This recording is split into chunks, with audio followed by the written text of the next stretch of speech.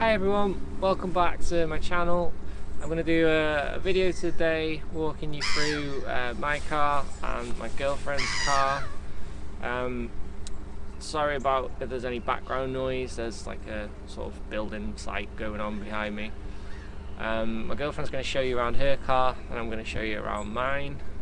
We are actually selling these cars, so there'll be a couple of new cars for you to have a look at shortly. Should be in a couple of weeks. I might keep it a little bit of a surprise till then and give you a walk around now. Okay, so here's a quick look at my 2008 Mazda 3 Sport 2 litre. It's a nice powerful car, a bit too powerful when you've only just passed your test a week ago, but yeah, it's fun to drive.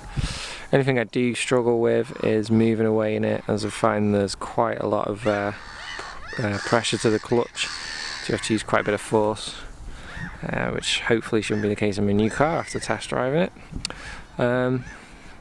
It does eat fuel quite a bit, to be fair, but you'd expect that in the 2 litre petrol. It's got a nice big boot which I can show you around. There's a boot, just brighten it up a little bit. There's quite a bit of stuff in there at the moment, mostly sort of cleaning stuff. My camera gear. I was trying to use the new DJI OSMO mobile to record videos, but my phone has died on me, unfortunately. I do need to go and put it on charge actually, because I'm waiting for some phone calls. But show you around the rest of the car. So I'll show you in the back. There we go. Just get some light in there and try and get these settings right on the camera. There we go. So there's actually plenty of room in the back of this car. There we go, I'll just show you this. I'm sat quite comfortably in it. That's my driving position and I'm 6 foot, so yeah, plenty of room going on there. This car's also got a Bose speaker setup and nice comfy seats. I quite like this material in the middle. It's quite hard wearing, but yeah, it's quite nice. Looks alright. I'll show you around the front. Whoa, overexposed a little bit there.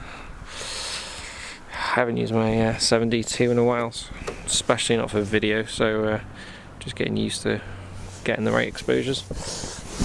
It would have been easier with the other camera, but never mind, with my phone. So I've got a Sony stereo in this. Sony stereo's got lots of features, actually too many features. It gets really confusing. There's Bluetooth for phone, USB, tuner, but it keeps trying to connect to the Sony app, so that just drives you mad when you're trying to even trying to change the radio station. Sometimes it's a bit too much for a car, really. I mean, it just becomes distracting, so you really have to be careful with that one. But it does have some nice things like mega bass, that kind of thing, NFC, Bluetooth, phone features. Sorry, just trying to get some focus there. Also, when they install it in Halfords, there's a little microphone that they put in as well, which goes up there. Hopefully that shows up properly. Yeah, it's got a nice big glove box. Just try and show you around that. Just try and get some focus. It's a bit tricky with an SLR. I keep changing the shutter speeds instead of the aperture. Typical. I've got some vent holders for my phone. There's the dials for you. I like the way that you've got the free cones with the speed in the middle and your RPMs there, fuel on the outside, which this thing would actually focus, driving me mad. And then we have the 6-speed manual gearbox. That's there for you. I find it's a bit getting into first gear. It's a bit there's a bit of a sort of clunk. You have to kind of really force it in sometimes. Not from standing still, but from from moving down from second gear maybe. That's my Anker charger there. That's a really good charger. It's a 2-port one. Wanted to get the 3 ports, but my girlfriend seemed to have the last one on Amazon, and there's been no more since. Oh, there's a little slot there for ashtray slot. Suppose you could use it for something else if needed. I like this slot there for putting bits in. I've got a cleaning cloth. I wear glasses, so it does help. Sometimes I get a bit smudged. You can put your phone in there. It's a nice little slot, and then if you open that up, there's like a massive hole there for you. Don't know what you can put in that. Can't even see in it, but yeah, it goes very deep. There's wires in there. Quite a lot in that actually. Let's have a look at what else we've got. That's the seats, same material as in the back. They're pretty comfy actually, good for a long journey. Quite like this sort of shiny material there. I'll get the car started up for you. Just get the key. Let's pop the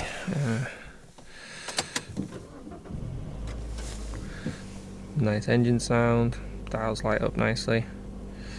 Some of the features I like about this car, we've got auto wipers, and we've got auto lights. It's got the xenon lights on this one. It's also got windscreen.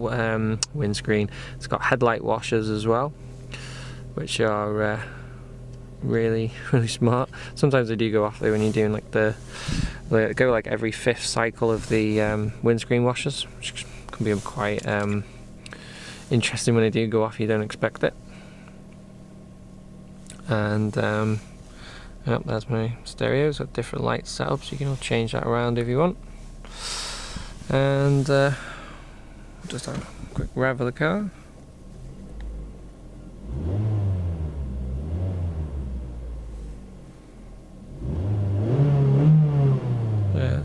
Yeah, sounds good.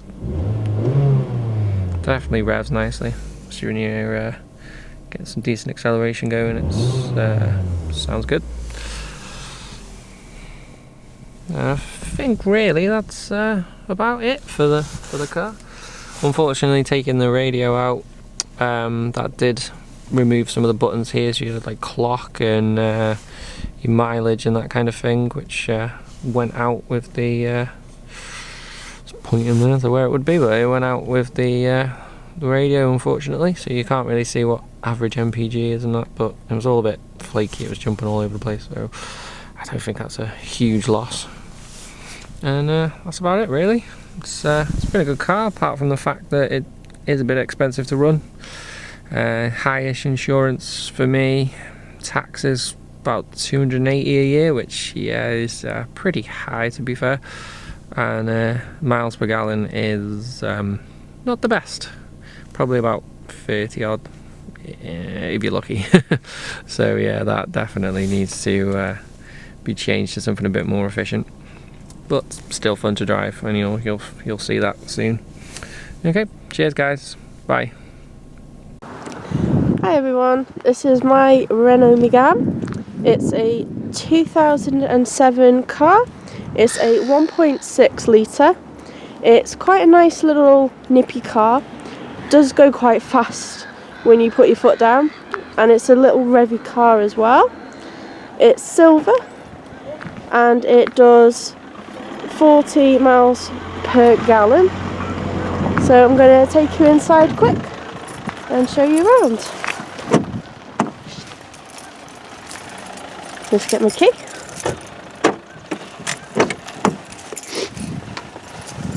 So here we have my Renault Meagane inside.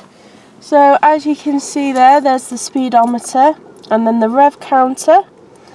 There's a little screen there. I don't know if you can quite see it, but there's a symbol there of the car which lets you know about the doors opening. It also has the tyre pressure gauge on it, which lets you know if you've got a puncture to your tyre or whether the tyre is inflated properly.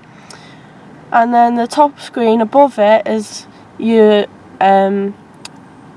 mileage, your little trip computer. Okay. We also have cruise control, which is down to the side, that little switch there, and it's also a speed limiter as well.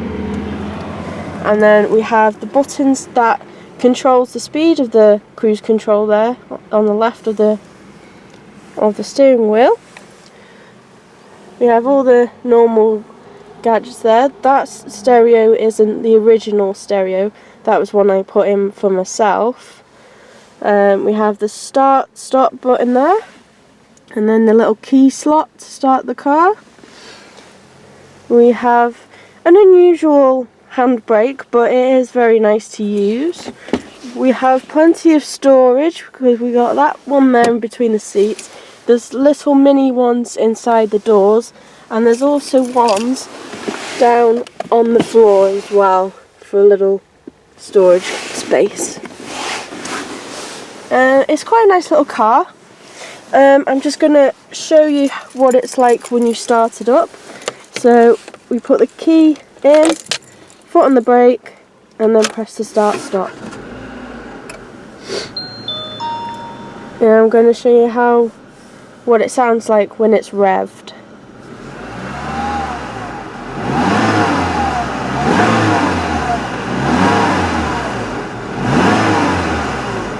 And there's a quick little view of what it sounds like. So we'll switch that off. I'm going to show you what the boot looks like.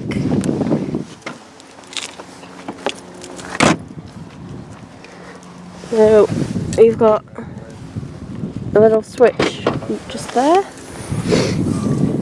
Plenty of space in the boot. You get so much stuff in there. You can get I'd say about 3 to 4 suitcases inside there. Pretty nice space. Really nice little car to drive, really fun to drive. The only problems that I would have is that passenger window.